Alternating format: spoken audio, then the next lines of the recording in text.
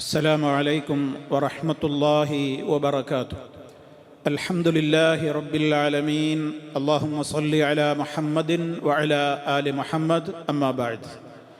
സ്നേഹമുള്ള സഹോദരി സഹോദരന്മാരെ, വിശ്വാസികളെ, നമ്മുടെ നാട്ടിൽ നിലവിളക്ക് കത്തിക്കുന്നതുമായി ബന്ധപ്പെട്ടുകൊണ്ടുള്ള വിവാദം കൊടുമ്പിരിക്കൊള്ളുന്നതിനിടയ്ക്ക് സമസ്ത കേരള ജമിയത്തുൽ ഉലമയുടേതായി ആ വിഷയത്തിൽ അഭിനന്ദനാർഹമായ ഒരു ഫത്വ വന്നിരിക്കുന്നു എന്നുള്ളത് നമ്മളെല്ലാം ഈ അടുത്ത ദിവസങ്ങളിലായി വായിക്കുകയുണ്ടായി. അതായത് അമുസ്ലിമീങ്ങളുടെ ഒരു മതാചാരമാണത്. അവരുടെ ആചാരങ്ങൾ അവരെന്താണോ അതിന് അടിസ്ഥാനമാക്കിയിട്ടുള്ള വിശ്വാസങ്ങളെങ്കിൽ അത് ഉൾക്കൊള്ളുകയും അടിസ്ഥാനമാക്കുകയും ചെയ്തുകൊണ്ട് ഒരു മുസ്ലിം അങ്ങനെ പ്രവർത്തിച്ചാൽ അത് ഇസ്ലാമിൽ നിന്ന് പുറത്തു പോകാൻ കാരണമാകുന്നതാണ്.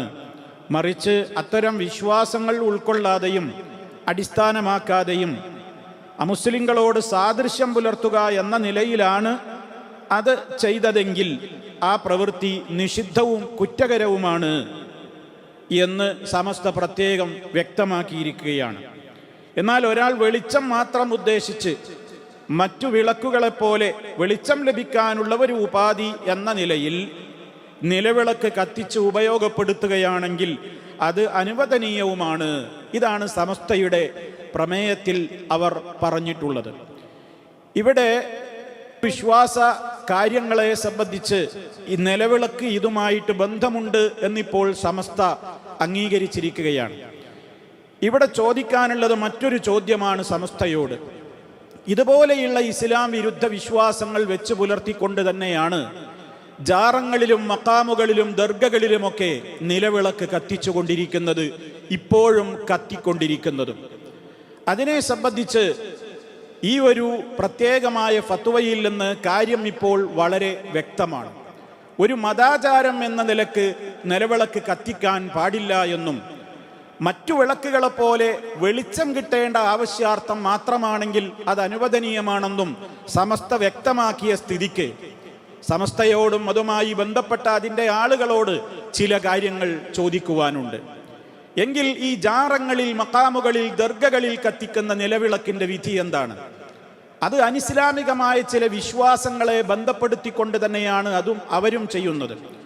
ഒരു അമുസ്ലിം പൊതുവേദിയിലും ഉദ്ഘാടന വേദിയിലും നിലവിളക്ക് കൊളുത്തുമ്പോൾ, കത്തിക്കുമ്പോൾ അവർക്ക് അതിലൂടെ അവരുദ്ദേശിക്കുന്ന ഒരു ദേവനിൽ നിന്ന് ചില പ്രത്യേകമായ ഐശ്വര്യങ്ങളും ഉപകാരങ്ങളുമൊക്കെ അവർ പ്രതീക്ഷിക്കുന്നുണ്ട്.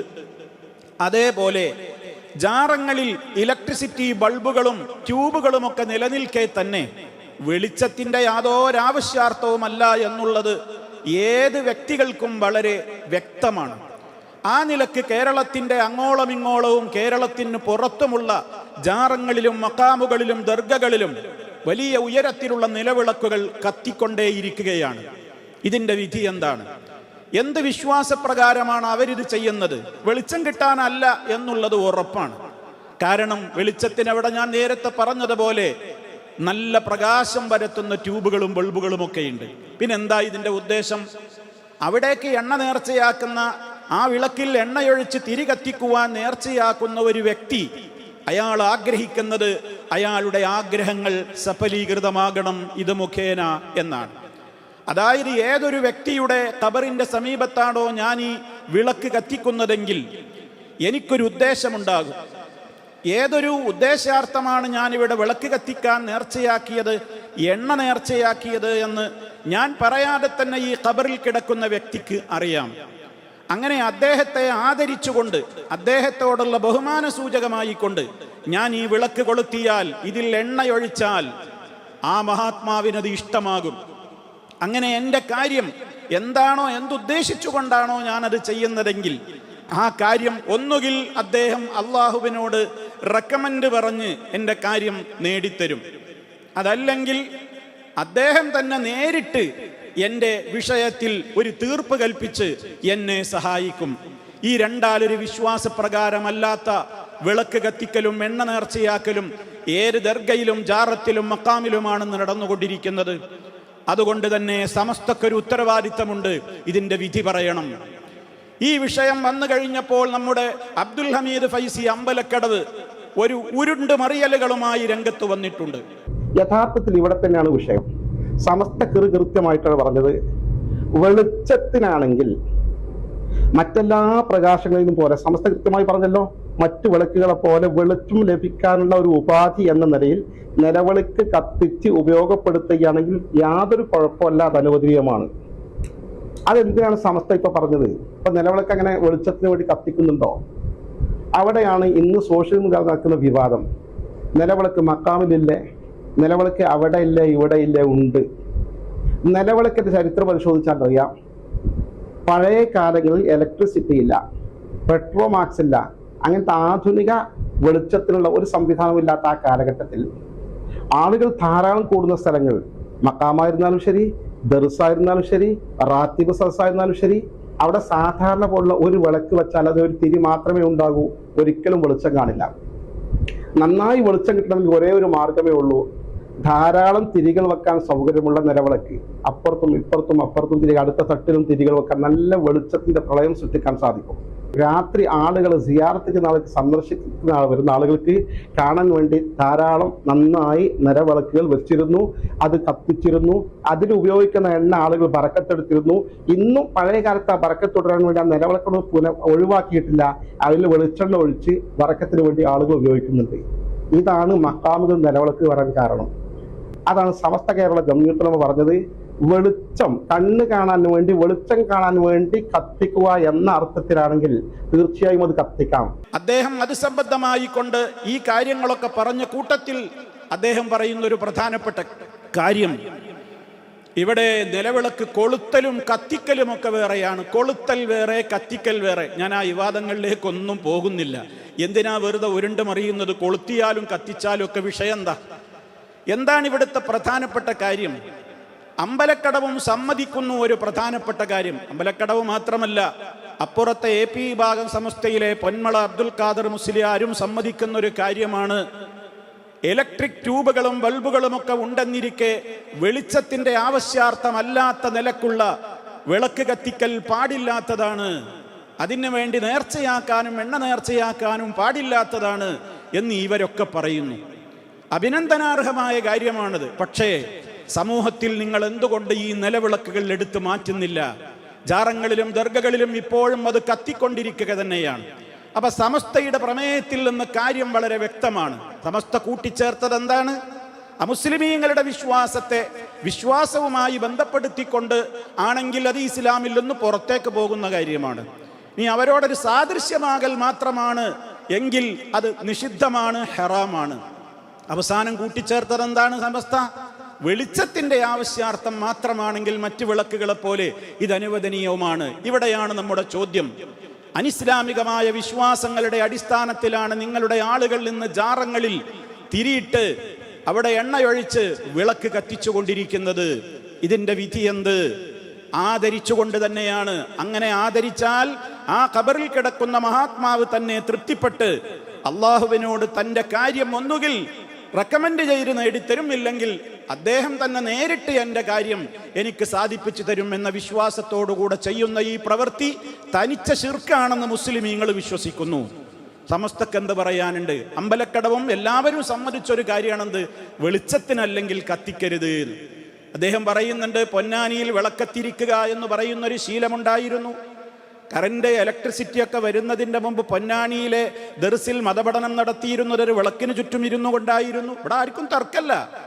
അതൊന്നുമല്ലാത്ത നിലക്ക് എല്ലാ സൗകര്യങ്ങളും ഉണ്ടായിരിക്കെ ദർഗയിൽ ഇത് കത്തിക്കുന്നു.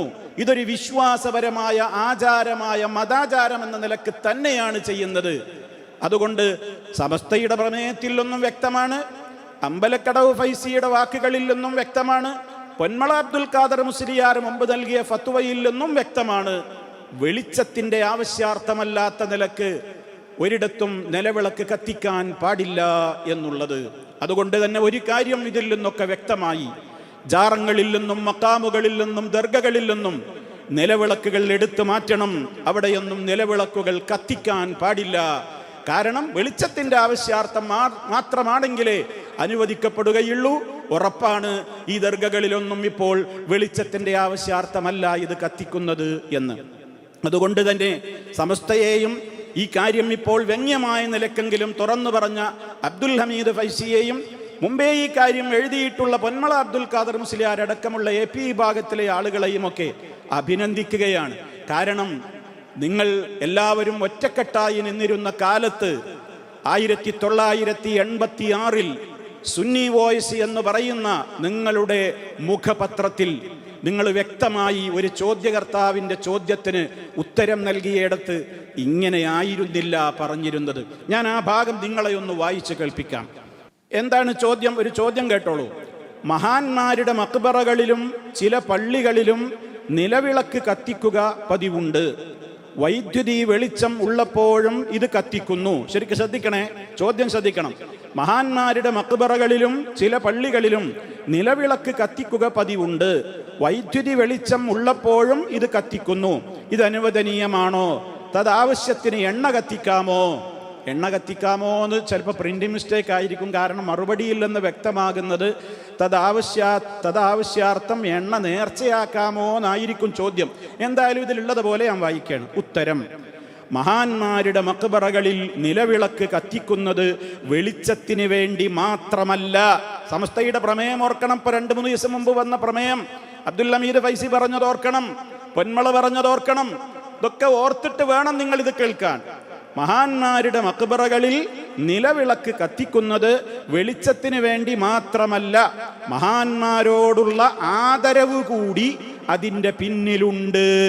അതുകൊണ്ടാണ് വൈദ്യുതി വെളിച്ചം ഉള്ളപ്പോഴും പ്രസ്തുത വിളക്ക് കത്തിക്കുന്നത്.